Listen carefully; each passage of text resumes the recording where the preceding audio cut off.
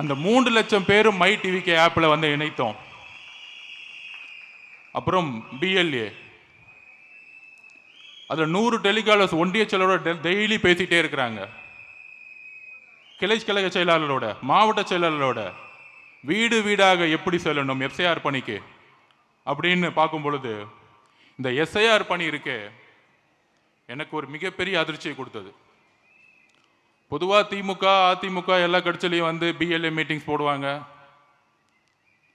அதில் கிட்டத்தட்ட பார்த்தீங்கன்னா 60,000 பேர்னா ஒரு 20,000 25,000 பேர் தான் மொத்தமே இருப்பாங்க. ஆனால் வெளியே பார்த்தா நிறைய பேர் மாதிரி தெரிவாங்க. ஆனால் இங்கு 70,000 பேர் லிஸ்ட்டு அண்ணன் கொடுக்கும் பொழுது டெலிகாலர்ஸ் மூலிமா கால் பண்ண அடுத்த ஒரே ரிங்கில் ஃபோன் எடுப்பாங்க. சார், நான் இந்த பூத்துலேருந்து பேசுகிறேன் சார்.